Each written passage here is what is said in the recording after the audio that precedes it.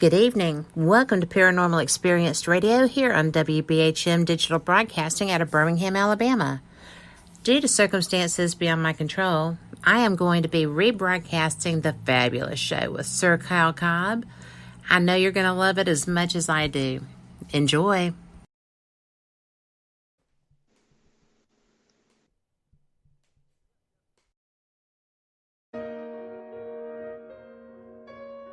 You are listening to WBHM Digital Broadcasting. The best in paranormal talk radio.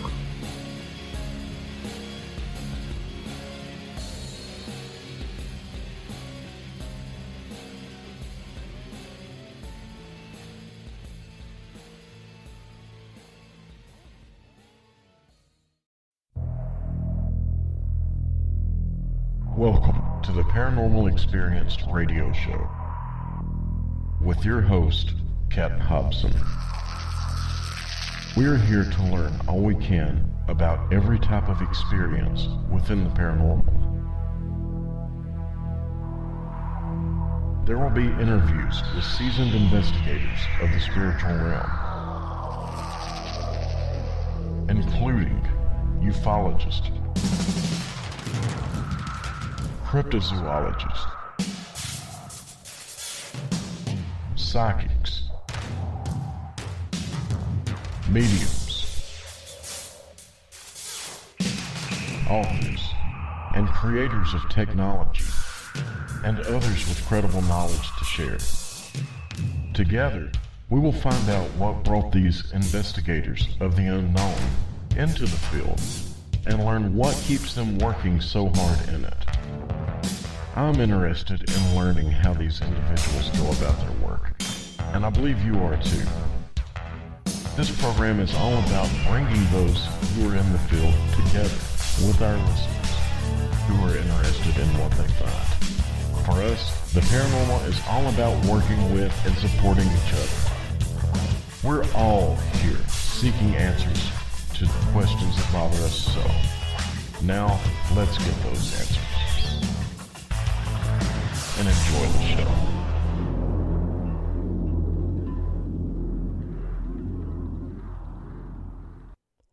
Good evening. Welcome to Paranormal Experienced Radio. I am Kat Hobson, your host. I'm so glad you're here because we have got a fantastic show just for you. Before we get started with that, though, I do want to let people know that Denise Pridemore is still with family in Nevada. She did suffer the loss of a grandchild, and they are taking care of each other, and their family is healing through that. So if you would please keep her and her family in your prayers, that would be so appreciated.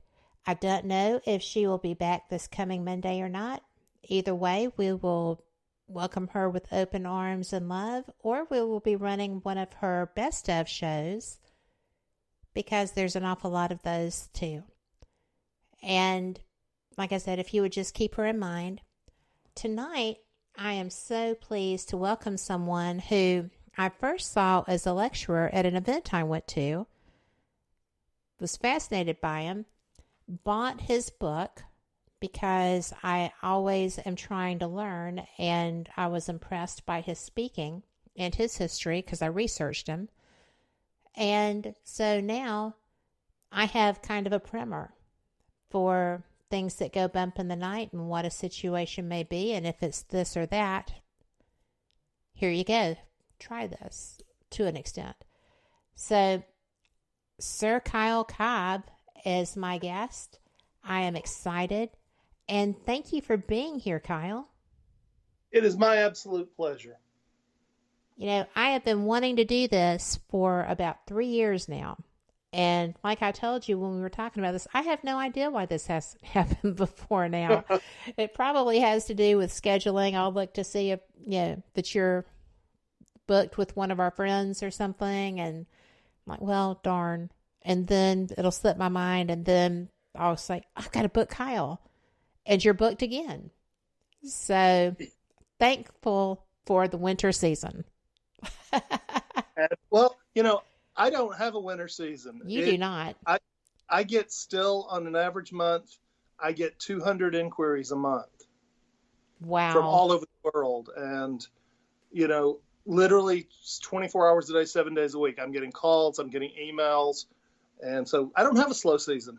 No, you do not. And, I want to let our listeners know that I am putting your links up in the chat room if they want to come and look at them. They are welcome to. That is www.WBHM-DB, as in digital broadcasting.com. It is an HTTPS link. You're safe and sound with your web travels there, so feel free. But, when I was perusing these, because I knew about everything else except for Last Gasps, it took me by surprise. So I want to talk about how you got involved with that. But when I was reading your bio all those many moons ago, you actually began your quest when you lost your dad. Yeah. If I'm not mistaken. And it just kind of triggered something in you, didn't it? Yeah, but my whole life has kind of led me to where I am now. Even before my dad's death, I didn't realize it at the time, but I've been really lucky. I had when I was 12 years old, I had a college professor come back to start teaching middle school. And he was taking care of his dying parents. And he decided that I was part of the gifted program then, and we were his students, that he would give us a college level education on Greece and Greek mythology and Greek literature. So from age 12, every year then that I went forward, so he started in 7th grade, for the next 5 years, every time we would advance a grade, he would go up with us. How cool. And so, yeah, I mean, I ended up, by the time I was 14, 15 years old, I was reading the Ovid in Latin and, studying ancient Greek religions and its evolution. And so that just kind of laid the foundation. When my dad died, it kind of made me question the nature of God and the universe. I'd grown up Southern Baptist, and so I couldn't understand. But I took what Dr. Gooden, the professor I was mentioning, taught me, and I leveraged it to begin studying a bunch of religions. And so I've ended up at this point studying 22 different religions. And as part of my quest, I began traveling the world. And so now I've done 59 countries. And, I'm still a student. I will be until I die. But it's been an amazing journey. And that's what got me ready to become, in the paranormal field and to become I humbly say, at least something of a scholar, maybe isn't the right word, but I have extensively studied a lot of ancient texts to get me where I am. Well, I have gone through your website and tried to get through some of them. I took Latin, and while I was terrible in the classroom, I actually retained a lot more than I thought. And as I've gotten into some of my own research, I find it resurging here and there, not nearly enough. But the information that you offer freely on your websites, especially ghostsanddemons.com, is really generous. Well, the Last Gasps website is one of actually taken a lot of the content from my book, and I've made sure to put it out there. The other thing is, as part of that website too, the haunted histories. One of the things that always frustrated me, you see a certain television host that gets possessed every week, go to a location, and the history they give you is the Wikipedia quick version, and none of it's true. And that always would just drive me nuts. And so one of the things I've made it a point to put on my website is I've tried to actually put real histories. So when people go and do a Google search, it comes up with a real history version. ironically, I've gone back and tried to take some of my research and put it on Wikipedia, and it keeps getting eliminated. So I'm like, do you want the real truth or not? It gets eliminated? Yeah, how you add to it, eventually an editor will come back and say, well, that can't possibly be true, even though I've got 50 footnotes for the sources. It's weird. That is weird, because usually somebody has to come and say, yeah, this isn't true, or isn't that, because I know that you can do your own Wikipedia. Yeah, you can do your wiki, but like when you do an entry or modify an existing entry, they have an editor structure. And for public sites like some of those, and for public figures, the editors will sometimes challenge what's there. And so it's just been ironic, because they'll be like, well, it clearly is true because it was talked about on this TV show. Yes. Okay. So. Well, at least you're not telling them because it was on the internet. Right. So. Right. And that's and they're part of the reason for that. Yeah. One of the things I actually have taken pains to do, and you've gotten some of my books, and I have. I make sure that every book I write, everything I write, is cited. Yep. I want to prove that I'm not making the stuff up, but more importantly, the hope is, like, I've got the book, the Disturbed Destinations book, and that's like 26 locations, most of them in the South, that are allegedly haunted. Well, even if what I have access to now for a history, even if more documents are discovered, I want some historian to be able to pick up my book and at least look at the citations and do their own research from that. So I look at every one of my books as a tool for someone smarter than me later on to use. That's a hard role to fill. Well, I don't know. Your knowledge base is astounding, and it's because you've put the work in. How long has it been that you've been traveling? Is it 30 years? Yeah, actually a little before that. When I was 17, I graduated early from high school. My dad died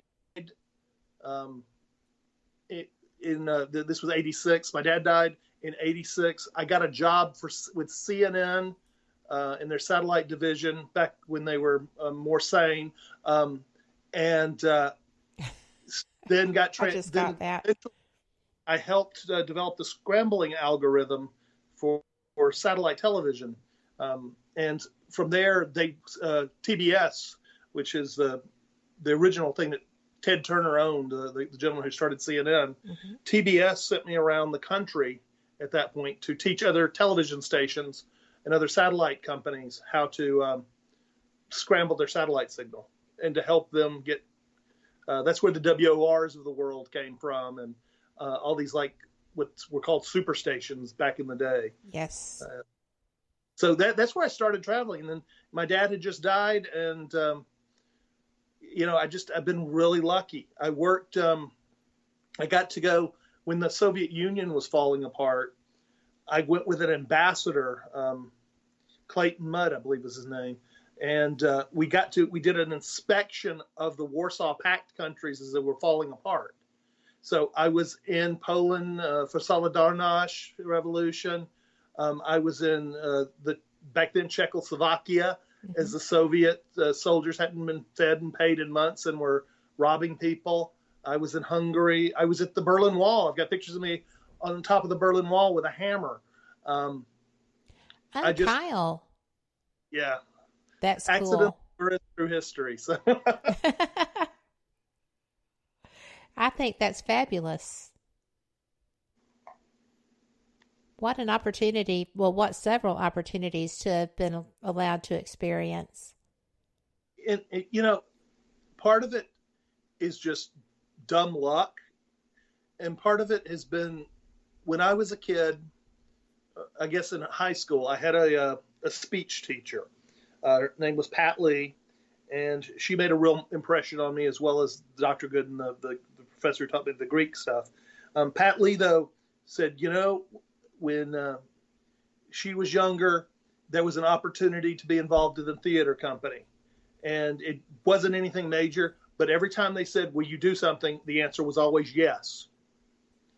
And over the years, giving that answer yes, eventually gets your ring of keys, and you become the authority.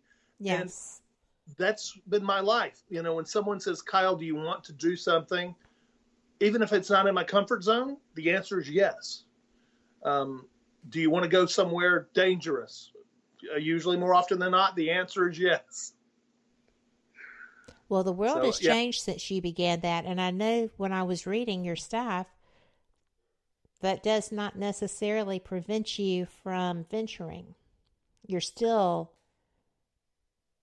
right out there in the forefront, maybe a little more security conscious, but I just think that's very brave and willing to do what it takes to get the knowledge that you seek and have the experiences. I don't know how brave it is. It's more stupidity. I wasn't going to say that. I charge in where angels fear to tread.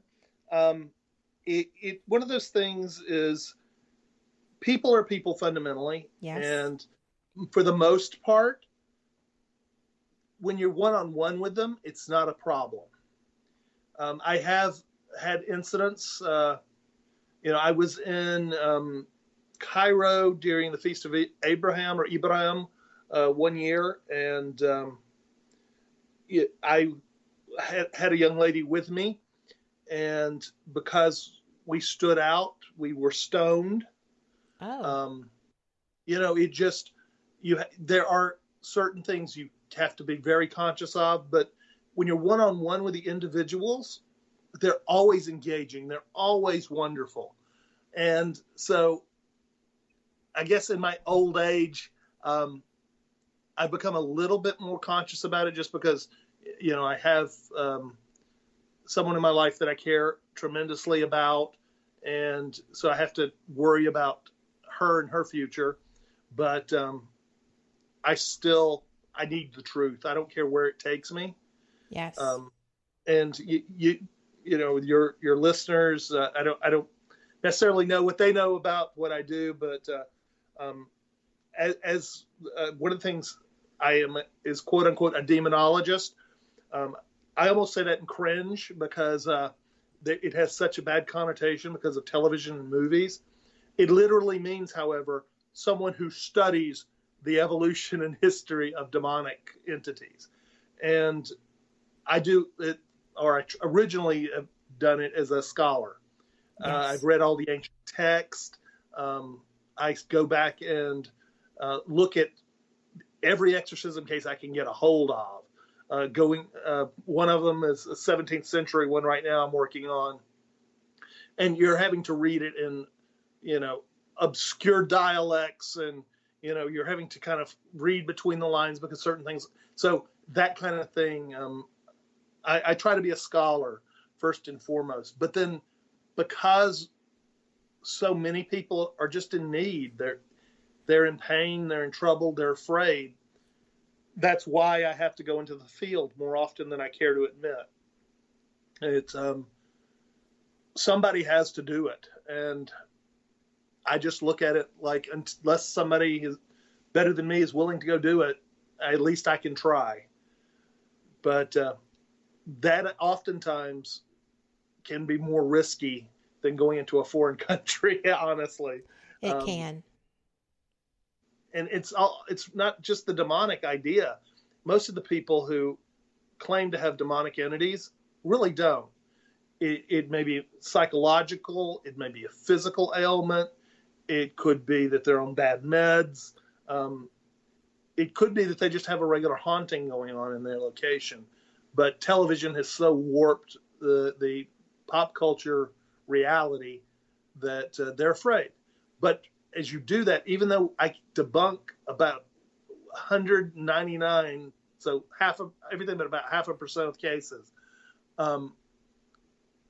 it's the people that you have to be afraid of. Yes. I agree with that because you don't know what you're walking into. You don't know who has mental health issues that are creating these problems sometimes. And we're only about 20 seconds away from our first break. But I do want to let people know that my guest tonight is Kyl Cobb, Sir Kyl Cobb. And we will be back in about 3 minutes with more information from him. And please, if you have questions, get in the chat room and let us know. We'll get them taken care of for you. See you in 3. Since 1948, Fate magazine has brought you reports of the strange and unknown, all of them true. Fate Radio is carrying on that tradition, bringing you the unusual, macabre, strange, and bizarre. Join host Kat Hobson Sunday nights from 8 to 10 p.m. Eastern on WBHM Digital Broadcasting.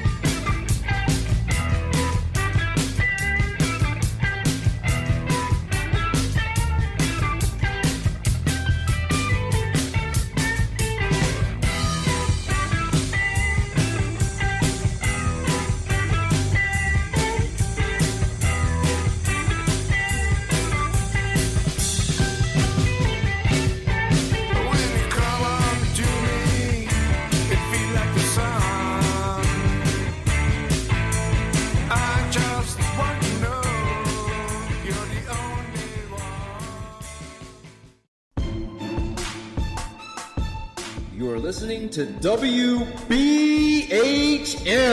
Digital Broadcasting, the best in paranormal talk, only on Paranormal Experience Radio. Broadcasting live out of Birmingham, Alabama. Thank you for listening to WBHM Digital Broadcasting out of Birmingham, Alabama. The time is 23 minutes after the hour. And we are back. You are listening to Paranormal Experience Radio. I am Kat Hobson, your host, with my guest, Kyl Cobb, he's just amazing. If you start reading about him, if you start talking to him, he's been everywhere. He's done all kinds of nifty things. He's been in places that the average bear has no interest in showing up in. And yet there you are. I found it interesting that if there's a pyramid, you found it. Pretty much. Yeah, and I literally have climbed most of them. I've been to Egypt a few times, and it was really great when I was in Egypt. I have a driver, Hasham, and he was my driver on and off for about 15 years. And he would tell me who to bribe, how much to bribe, and get me into places I could not legally get into. And so cool. I actually have climbed one of the Great Pyramids. Really? I have been able to crawl through Egyptian tombs closed to the public. And, I love Egypt. It's one of my favorite places. But the last time I was in Egypt a few years ago, we went down to down in Luxor, which is to the south. That's the old capital, which in Greek used to be called Thebes, like with Oedipus Rex, Oedipus the king, takes place in Thebes. And so I'd gone down to Luxor, and there's a temple to the goddess Hathor outside of the city. And I told for this particular trip, my driver had not come all the way down to Luxor. He was doing some stuff for us for our return trip. And so I was in Luxor. And so I told the hotel to arrange for me a trip to Hathor, the Temple of Hathor. I knew I was in trouble when, first of all, they asked me about 6 times, "Are you really sure?" The next morning, when I was supposed to go, I thought I just had a driver. That's all I was looking for. The next morning, there was a platoon of soldiers assigned to protect me. Oh, my word. And they were sent, they would go ahead of my vehicle, and they would close the roads to let us pass to get to the temple. So at that point, I realized how dangerous the country had become. And, they were terrified that an American tourist would be killed. And they took extraordinary means to protect me. I felt so grateful, but I got to walk around in the Temple of Hathor basically by myself. Oh my gosh. And I'm lucky that I'm decent at reading Middle Kingdom hieroglyphics. And so I was able to go through and actually read the story of the temple. And it was the most amazing experience to be able to walk around in a temple like that without tourists. It was so cool. I cannot even imagine. I mean, because you're educated, or you educated yourself, you are fluent in hieroglyphics and such, right? Yeah. So it you turns can out just... I was naturally predisposed, it turns out, to learn hieroglyphics and never knew it. It turns out I was dyslexic as a child and no one realized it. And I couldn't learn to write cursive, and they couldn't understand why. My mother actually taught me how to read and write by drawing pictograms on the paper. So like the word who, she would draw an owl for the sound. Oh, wow. And what it ended up being is I was, for many years, I got injured a few years ago and lost it, but I was ranked as a language adept. And what that means is I could learn any written language within 3 or 4 days. And with Egyptian, it was particularly easy because I don't see English letters in order anyway. And so because hieroglyphics aren't written in a particular order for the most part, I could look at a hieroglyph and it was just like reading English. Once you knew what the symbol was, you still had to learn the vocabulary, but it became very, very easy to learn at that point. T.E. Lawrence, Lawrence of Arabia, wrote in his book that language is the key to open the door to a culture. And for me these days in particular, because when I'm trying to do some research on something, I go back and fumble my way through whatever the text is in that language, if I can do it. And sometimes it's hard and sometimes it's slow, but it changes so much. Later on, we may talk about, I don't want to get too far off the topic. It's but okay. This is fascinating. Well, one of the things I've done, and I'm going to get in trouble with about half of the planet Earth soon. I'm going to be burned as a heretic by everybody. But one of the things in working on my next book that I discovered is Lucifer, the famous Lucifer, right? Right. It is a typo. Get out of town. Nope, literally. He is a typo. And I just kind of stumbled across it. I get people call me all the time, paranormal teams, different scholarly people, say, hey, what do you know about this demon? Well, so I was putting this next book together, and it didn't want to be the book I wanted it to be. As it started out looking at some exorcism cases and disproving them, but it kept changing itself. It kept wanting to point me to particular names, demons, and things like that. So somewhere along the line, the question of Lucifer came up. And I didn't, I grew up a good Southern Baptist, right? I'm now an Anglican, which is Church of England. Yes. But, a Christian, grew up in that tradition. But I decided, let me research Lucifer. Well, what you find out is there's only in the Old Testament, or what we would call the Hebrew Bible, or the Torah, depending on and the rabbinic text, there's only one mention that quote unquote talks about Lucifer, but it doesn't. There's the prophet Isaiah 14:12. I'm bad with numbers. It's either 12:14 or 4. I think it's 14:12. At that point, the Israelis have been thrown out of Jerusalem. Babylon now occupies Jerusalem. And so the prophet Isaiah is predicting the fall of Babylon and the return of the Jews to Jerusalem.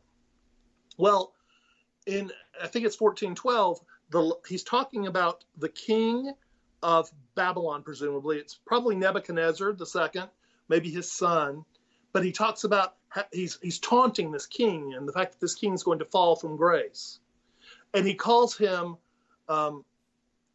he that is the torchbearer. In Hebrew, that's the word Hallel. And so what happens is the word Hallel, as he is the torchbearer, gets translated during the Christian era into Greek. And the Greek word is hiasphos. And that forms as part of the early Christian Bible that's often referred to as the 70. Well, that gets translated into the Vulgate, the earliest Latin Bible. Well, in Latin, the word for he that carries a torch takes the word Lucifer, lowercase l. It also is the term used for the rising star Venus in the morning star. So Lucifer, lowercase l, appears in that context, and it actually appears a couple other times in the Bible, but again, referring to someone who's literally carrying a torch. Well, what happens is when it eventually gets changed over into English, Old English at the time, some scholar decides that clearly it should have been capitalized. So Lucifer becomes capitalized and a proper name. Ah. Well, but bear in mind, prior to that point, so, all throughout the medieval period, the early Renaissance and Reformation, Lucifer, there are saints named Lucifer. There were bishops named Lucifer. It was not considered a negative name. So it gets introduced into the early English version of the Bibles. When the King James version of the Bible was published, it uses the capital L.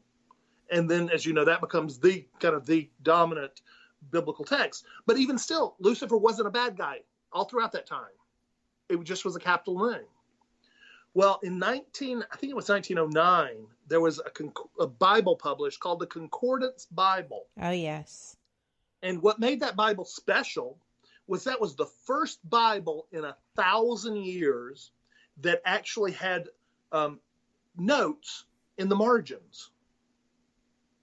And so, it would try to explain the passages to people who didn't read, at that point, King James English.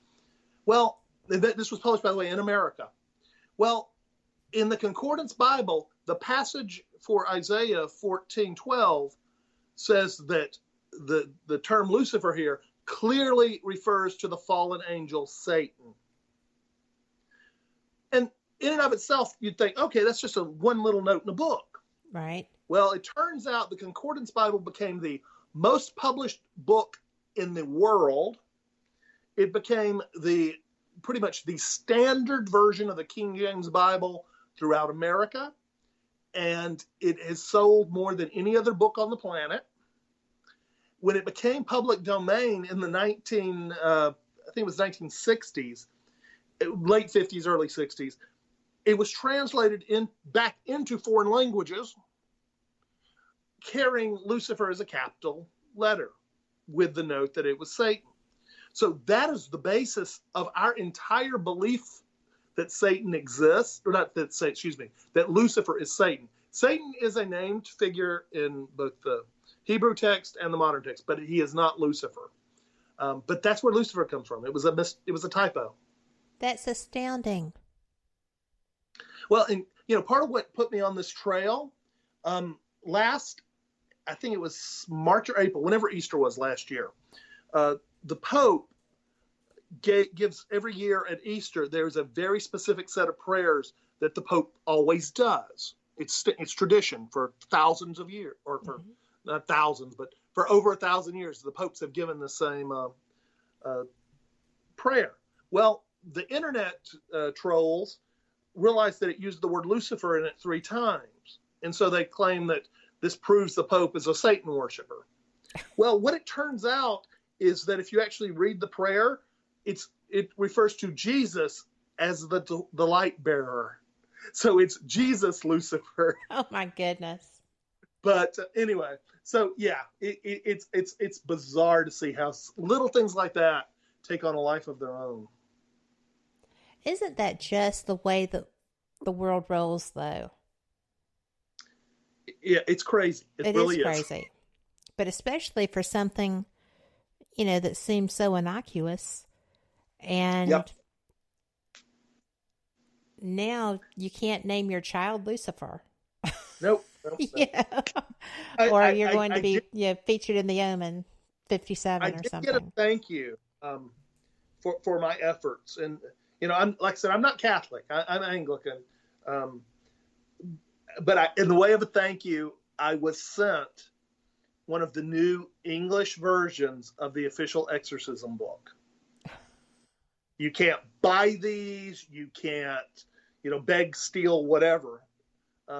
So I really felt honored that. That's huge. Because I've had one in Latin. The exorcism ritual for hundreds of years, they used the 1614 Roman Catholic rite to perform exorcisms. In 1998-ish, it was revised, and only 2 years ago was it approved in English, or 3 years ago now, was it approved in English. And you only got it if you were part of the exorcism, Office of Exorcism, or you attended the official Vatican exorcism classes. And I was just beyond thrilled at the fact that I was able to be given one. So,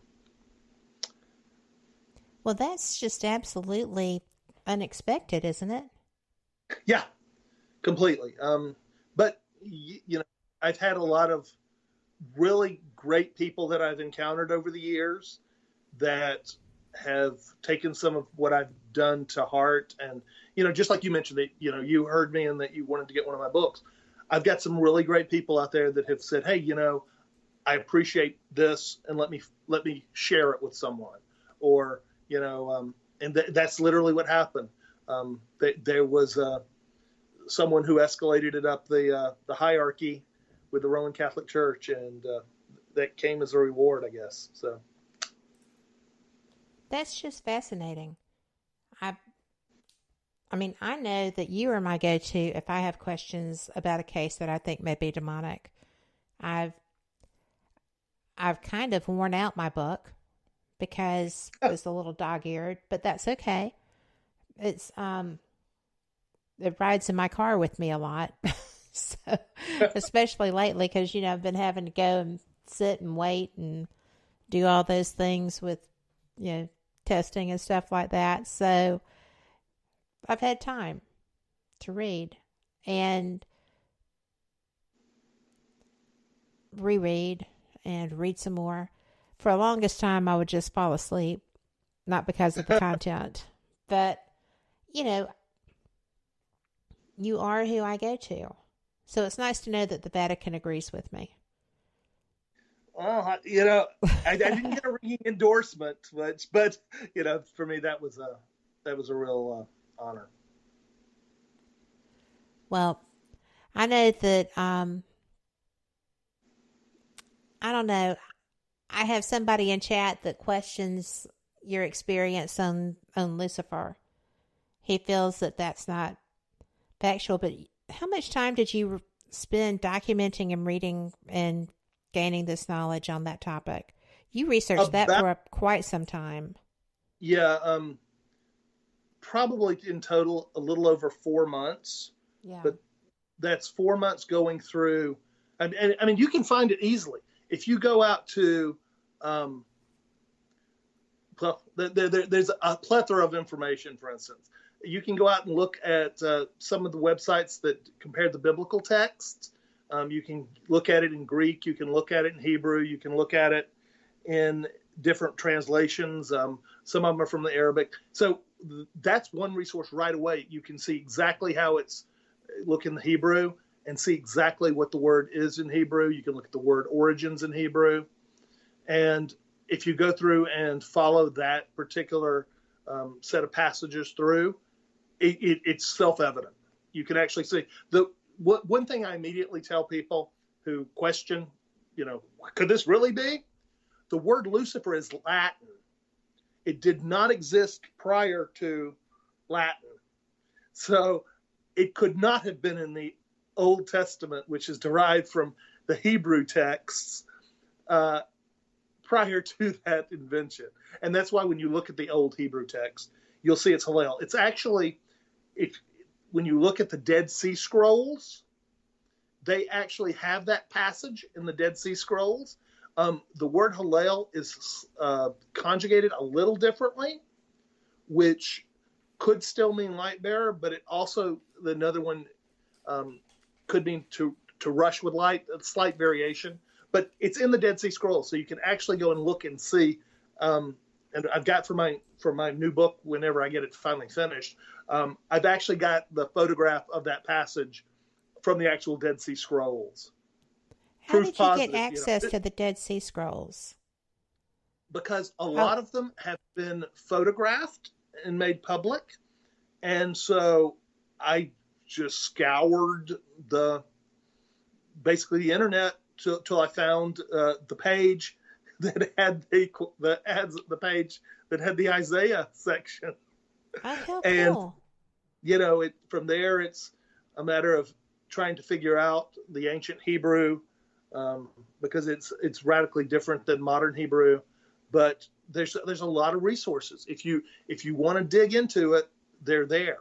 I'm not by any means a Hebrew scholar, but I can stumble through it a little bit, and there's smarter men than me and smarter women than me that have already done that.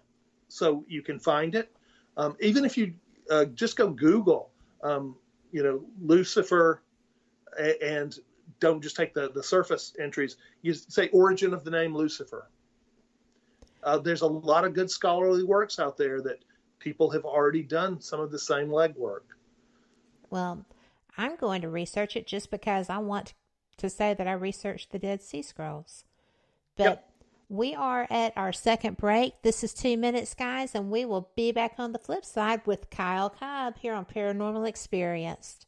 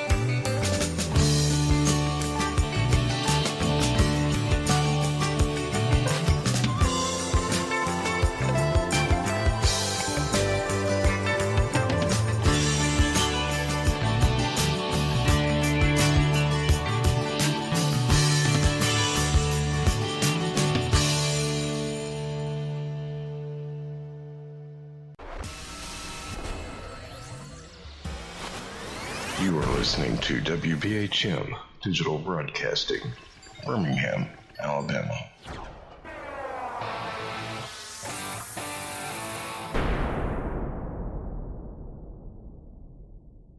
Thank you for listening to WBHM Digital Broadcasting out of Birmingham, Alabama. The time is 45 minutes after the hour.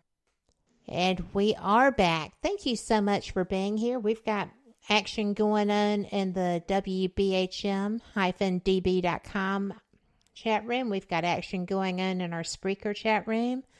However you want to go, you've got ways to get your questions to Kyl or just comments or just keep on. We're learning all kinds of things here, and he is not minding at all clarification. So if you know Kyl, he's all about making sure you understand.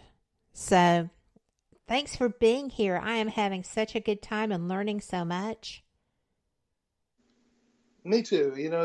My whole driving motivation, my whole life has been, one, to learn what the truth is. I don't care what the truth is. I just want to learn it. And then two, as I discover things, to make sure that other people have access to that same information. They can judge how they want to use it, but I want to make sure it's out there for them to use. Well, I know that I appreciate you putting information out there. I use it a lot.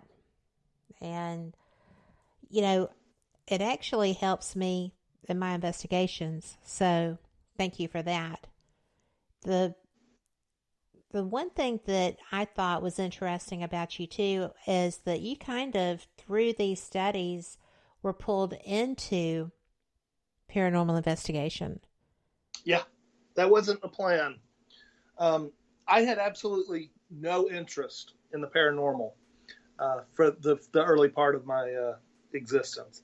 I was studying religion, and part of the nature of religion, and again, this probably will irritate some people and they'll burn me at the stake at some point, but a lot of our modern concepts of religion have evolved from other concepts.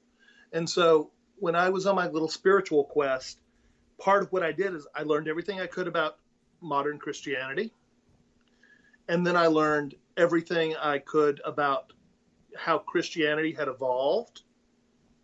And so as I was winding back the history and seeing how, that was spawned by understandings of the Hebrew and how it was understood by, how Christian concepts were influenced by other religions. One of the things you see in like the early Hebrew tradition, one of the reasons the sacrifice of Abraham taking Isaac up to sacrifice him, one of the things people don't realize is that was common. Most of the religions that were competing with the early Hebrew cults believed in sacrifice of your firstborn son. That was a normal practice. And so what made that particular sacrifice from a biblical perspective different was that instead of taking his son, the Hebrew God, Yahweh, allowed the substitution of an animal. And that was the difference in the religions. So as you start studying it, you start learning how early Christian concepts through the Jewish tradition were actually impacted by a lot of other religions. And so as you keep going backwards, that leads you eventually to ancient Mesopotamian, and the most complete and translatable book or translatable passages that we have are ancient Sumerian and Mesopotamian. And the only stories we have, the Epic of Gilgamesh is the oldest story in existence. It turns out that's a story of demons. So the fundamental concepts that you find in Epic of Gilgamesh, in later Mesopotamian and Sumerian text, forms the basis of all demonic understanding. For instance, the modern exorcism that's performed by the Catholic Church, or if you go the other way around the world, the exorcisms that are performed in Tibet, all have elements that originated from the Sumerian exorcism ritual. And when you start seeing all these things, it just is mind-blowing. So I was this kind of scholar. I was in my little religious world And it happened. I also did radio in Atlanta and was given the opportunity in the very, very early days of the Ghost Hunters.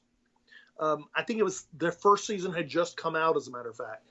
And I met Grant Wilson and Jay. And I thought they were really nice guys, but I'd never seen a show. Never seen a single show. And we had to pull off an interview with them live for the radio in Atlanta. And as a result, I was amazed. So I actually went through and watched some of their episodes.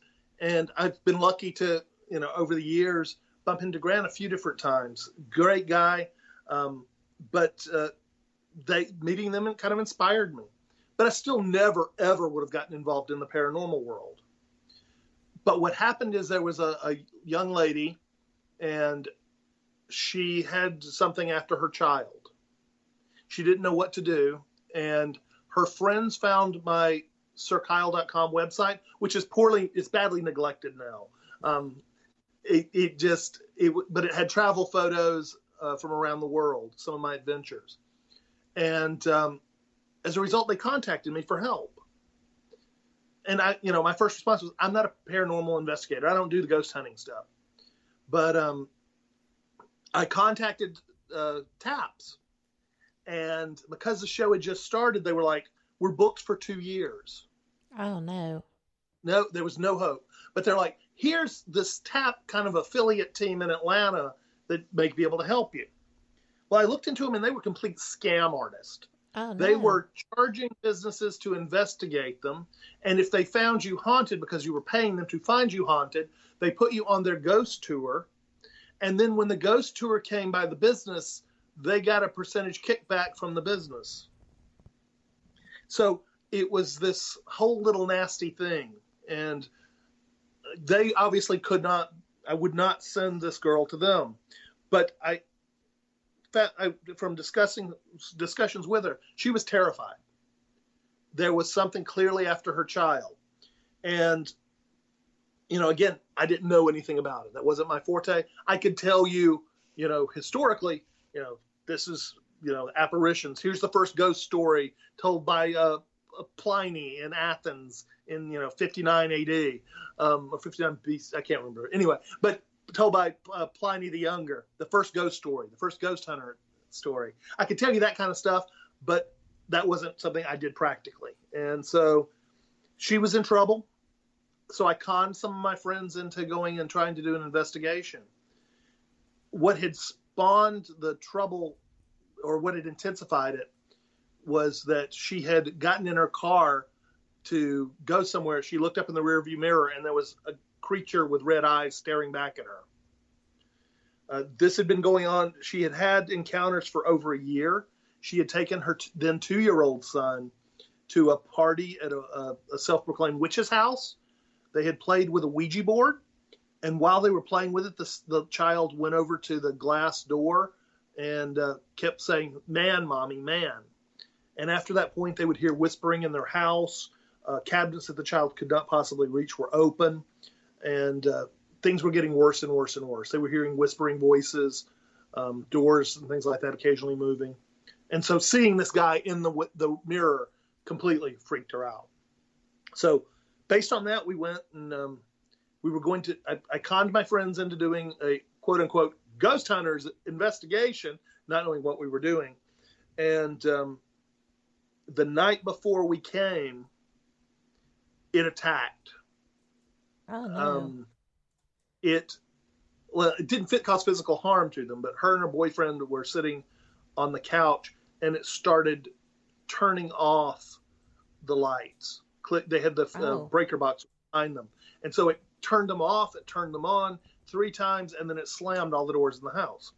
So they ran out, and that was the kind of the setup for us doing our investigation a week early.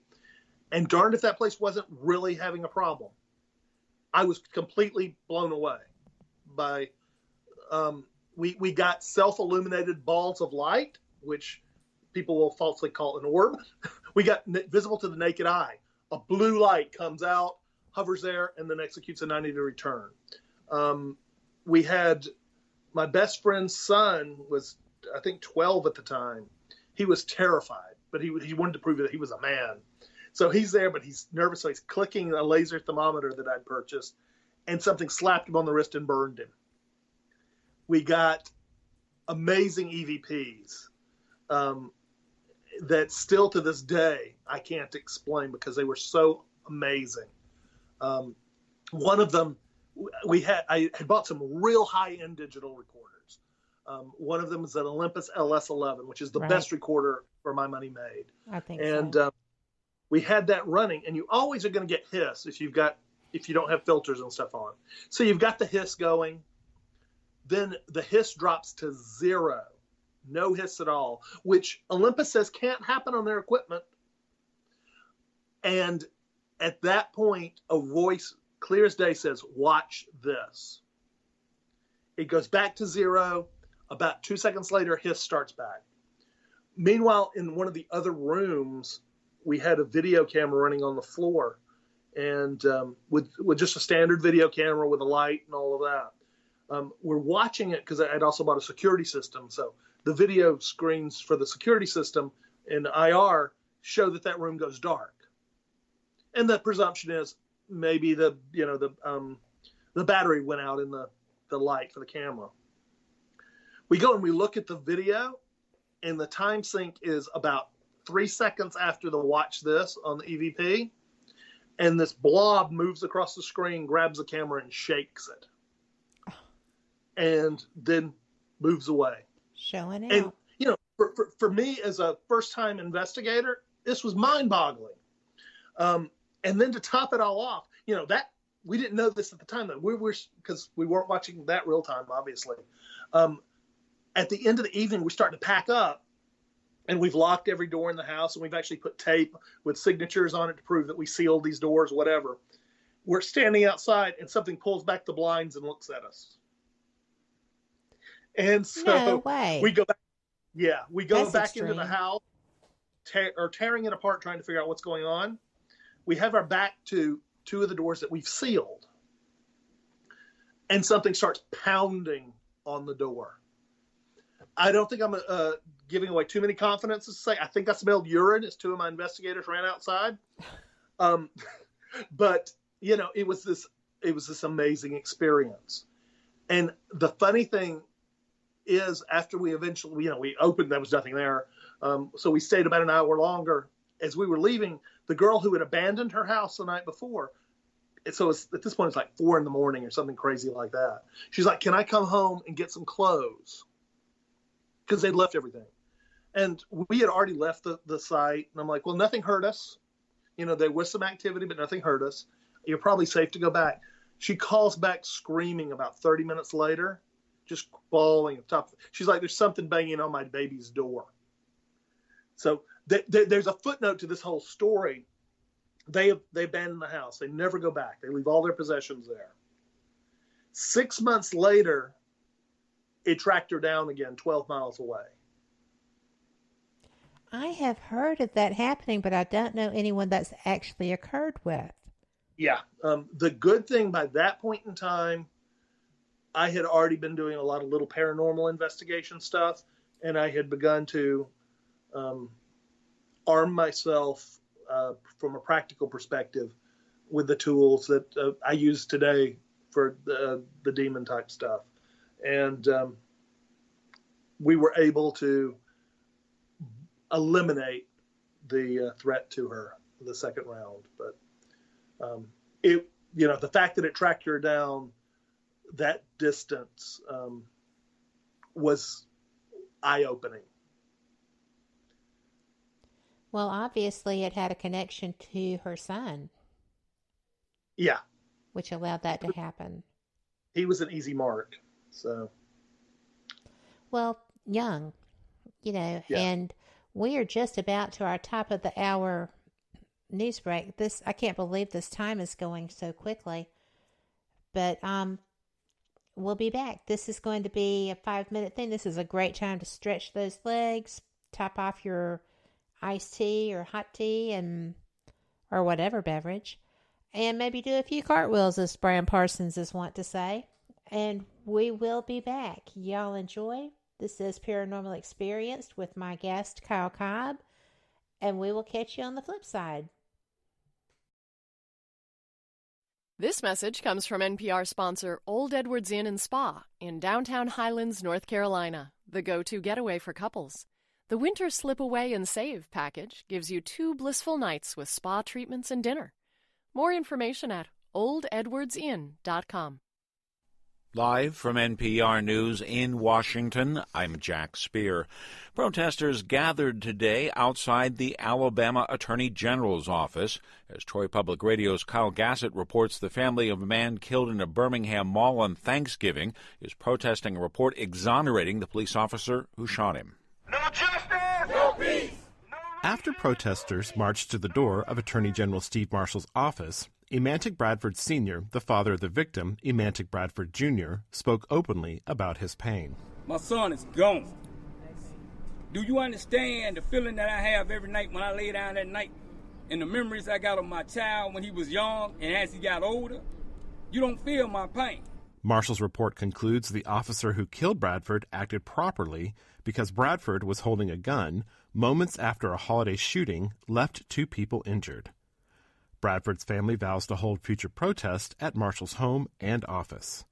For NPR News, I'm Kyle Gassett in Montgomery. New York State's Attorney General is seeking to change state law to prevent employers from retaliating against workers by threatening to report them to immigration authorities. Current state law bars employers from firing, threatening, penalizing, or otherwise discriminating against workers who report or blow the whistle on wage violations. Proposed change would expand the definition of retaliatory conduct to include threats regarding a person's immigration status.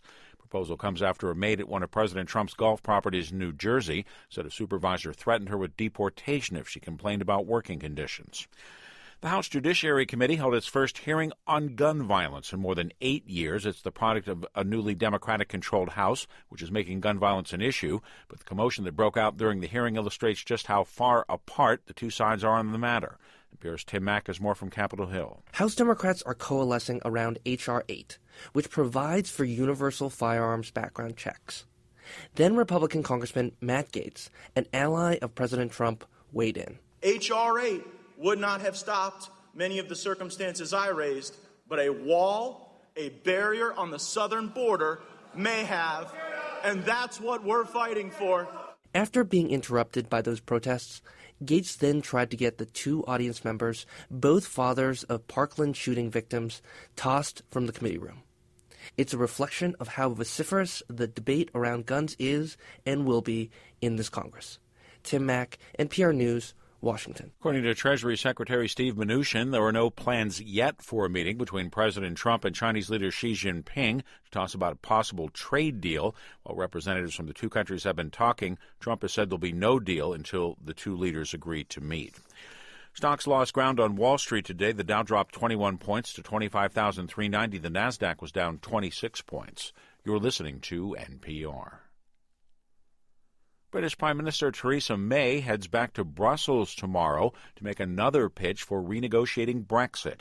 The EU divorce is scheduled for March 29th, but the British Parliament has yet to approve an exit strategy, prompting the head of the European Union to rail against prominent Brexit backers. Here's NPR's Frank Langfitt. European Council President Donald Tusk spoke during a press conference with Irish Premier Leo Varadkar in Brussels. I've been wondering what that special place in hell looks like for those who promoted Brexit without even a sketch of a plan how to carry it safely. Tusk was referring to Brexiteers who predicted leaving the EU would be easy. In fact, it's plunged the UK into its worst political chaos in decades. UK House of Commons leader Andrea Leadsom, who backed Brexit, said Tusk should apologize for his, quote, disgraceful and spiteful comments. Frank Langfitt, NPR News. London. Some elected officials in an Arizona border city are up in arms over new razor wire fencing they say has been installed on some border fence running through the downtown. The city of Nogales, Arizona, which sits on the Mexican border, said to be contemplating a proclamation that would condemn the use of concertina wire. The vote comes after U.S. military troops installed additional layers of wire along the fence over the weekend and a day after President Trump's focus on border security during his State of the Union address. Crude oil futures prices closed modestly higher today. The price of oil was up 35 cents a barrel to end the session at $54.01 a barrel on the New York Mercantile Exchange. I'm Jack Spear, NPR News in Washington. Welcome back to WBHM Digital Broadcasting out of Birmingham, Alabama. The time is 5 minutes after the hour. And you are back with Paranormal Experience Radio. I'm Kat Hobson, your host, and my guest tonight is Kyl Cobb. We have been having some very interesting discussions. You've actually studied, what was it, 26 religions, 22 religions? 22 religions. And so you've got vast knowledge on different methodologies to handle things of different natures. And Carl in chat, we were talking about your family not your family, the family that you were aiding, who were having an issue with a demon who actually tracked them through its contact, I guess, with the child. Carl wanted to know, what tools do you use to rid demons? Because you were able to help them on that second visit. Well, first and foremost, I do try to respect the religious tradition of whoever the potential client is. And when I say client, one thing I just want to make clear, no legitimate person in our field ever charges anybody anything. I love the reasons that you listed for that. Yeah.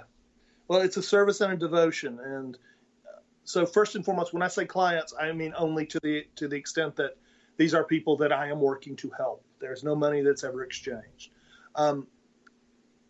Going a little bit further into the explanation to answer the question, I always try to respect the client's religious beliefs. Sometimes things don't work the way you expect. There's a different concept of what demons are in the East and what demons are in the West. If you take the origin as the Epic of Gilgamesh as the center, as you move further to the West, you get the Jewish traditions laid on top. You get, first going backing up, you get the Sumerian, you get the Jewish traditions, you get the Christian traditions. In the Christian tradition, the belief is that divinity is intangible. You can't kill an angel, so to speak. You can't kill a demon. And Christ, for instance, when he casts the demons out, he doesn't kill the demons. He simply removes them from their host. And so the Catholic Church created what we now call the exorcism, which literally means to command. Exequizo is actually the real word for an exorcism, as we would understand it, which means actually to cast out. But so the West doesn't believe you can hurt a demon. You can command it to leave in the name of God, basically, and it most of the time hopefully will respond. In the East, though, they believe that the demons, the concept of demons that started out in Mesopotamia gets overlaid with Buddhism, with Hindi philosophies, with shamanism. And what's true about almost all of those religions is they believe that what we consider a demon has a physical body. You just can't see it. So because of that difference in philosophy, they've developed a set of weapons. They're called different names depending on what area you're in. The two most popular names for them are the Kyla, that's K-I-L-A, or a Phurba, that's P-H-U-R-B-A. And these are pegs, if you take it from the most literal sense, used to bind the demon or the god, even from their perspective, to the earth to destroy it. And these weapons, they've been used for literally thousands of years. So I have actually a collection of Phurbas. The oldest one goes back about 500 years. And as I get into a situation, I will always carry a Phurba with me. I was talking to you earlier off air, and I mentioned I got lucky in that I got one of the Phurbas that was auctioned in the 70s at Sotheby's as one of the most cursed items on the planet. And That's what I refer to, quote unquote, as the big gun. Yes. No one other than me is allowed to touch it, just because of the negative consequences. And I have found that even if I take it in that particular one, even into a haunted location, that the haunted location activity stops. So for most cases, it stays in the car. It never comes out. But I have had to use it in cases where there is activity that is, I refer to it as agitated. Sometimes it's not, most of the time it's not a demonic. It's just an agitated spirit. But you generally, even just walking into a location with something like that, kind of, I won't use the term cleanses. It discourages whatever was there causing trouble. When we talk about demonics, for the most part, I frequently describe them as like mosquitoes. They prey on the easy food. They don't want someone to know they're there. They don't want something to resist them. And so the more you swat at them, the more likely they are to leave, which is what a Catholic exorcism is too. You're making it uncomfortable enough. You're reinforcing the victim, so to speak's mental strength and belief to resist the demonic that you're encountering. Same is true with the Eastern concept, only you're being a little bit more aggressive. If you follow the Eastern tradition of that they have physical bodies, one of the beliefs is that these Kylas or Furbas actually can cause injury to them and kill them in theory. So that's one of the tools I use at my disposal. But like I mentioned earlier, the Catholic exorcism ritual. I am not an exorcist. Let me underline that statement. I am not an exorcist. I advise and assist people who are in that position that need help. One of the number one class of people who contact me for help is clergy of different denominations and different beliefs. I guess the number two are paranormal teams that don't know what to do because they found themselves in an awkward position. And I get about 200 inquiries a month from all over the world, emails, Facebooks, calls. I mean, it never stops. And I do my best to triage them. I'm really lucky that I've, over the years, met some really good people and teams all over the world that when I get a call, if it seems legit and past the screening, I often can refer it to a local team to go hit the ground, try to validate it, and if there is a legitimate issue, then get more involved. Well, as I said, you're already my choice for backup if I run into that situation. I've been very fortunate not to. There have been times that I wondered, but I really, truly believe, and correct me if I'm wrong because I haven't experienced it yet. When what you're coming across is demonic, right? Not always. Some of them are very clever. One of my biggest failure cases involved a demonic that was pretending to be an apparition of a little girl, but none of the usual things that would have tipped the scales quickly worked, because it happened to be that the clients that it was after, the townhouse that they were living in had been an old people's home at one point, but their particular townhouse is where the trunk of the electric for the entire building came in.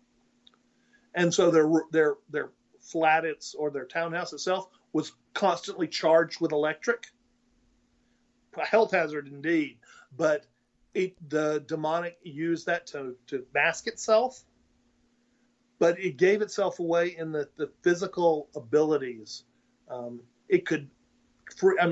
They had a hemp and seashell wind chime that was like on a breakfast nook, and it would take it in and it would twist it all up and then let it spin down. There was a ficus tree, and you could say, "Are you here?" And it would shake it. Doors slammed and would hold, and you couldn't get through them. Objects thrown. There was a lamp that probably weighed about 5 pounds. It was porcelain that was thrown it was picked up off an end table, moved down the hall and over a banister to go down the stairs.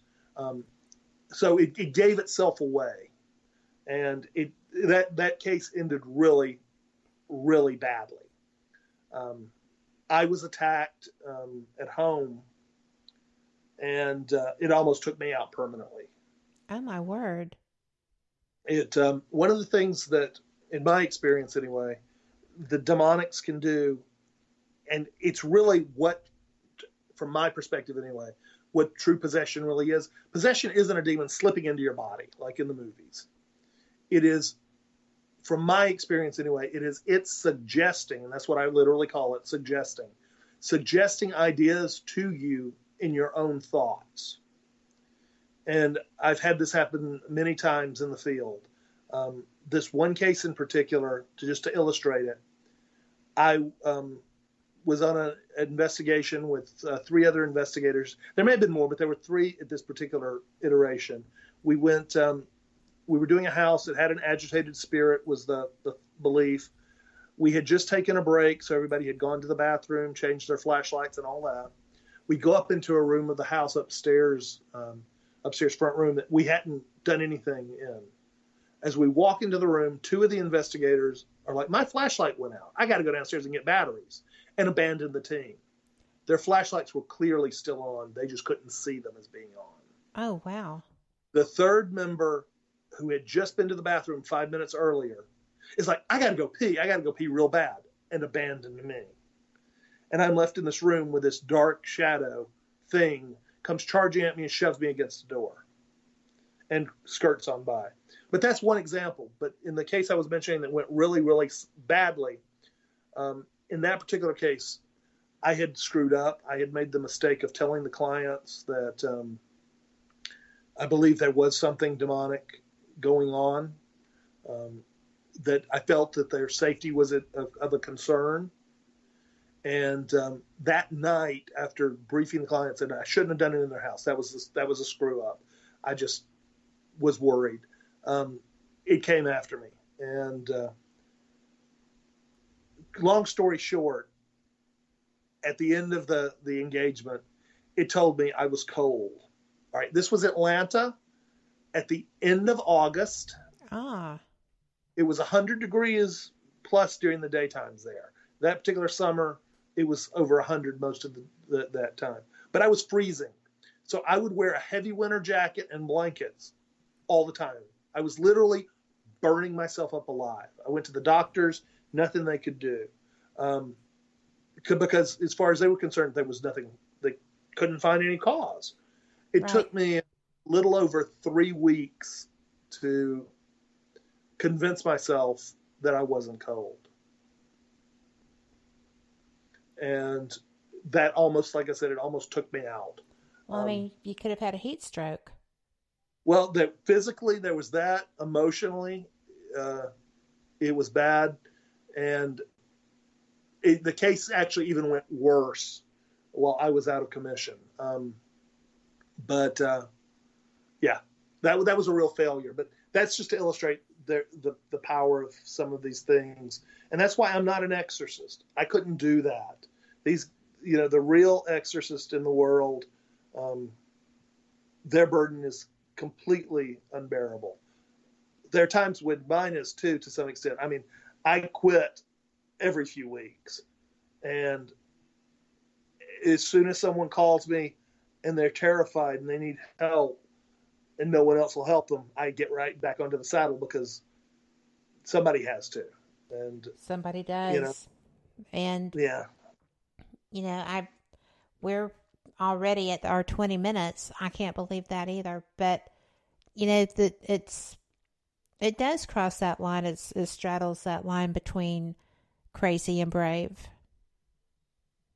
It really does. So it's a thin line.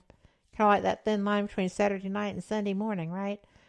Yep. But we'll be back. This is going to be 3 minutes. And thank you so much for being here with us. We will bring you some more with Kyl Cobb right after this.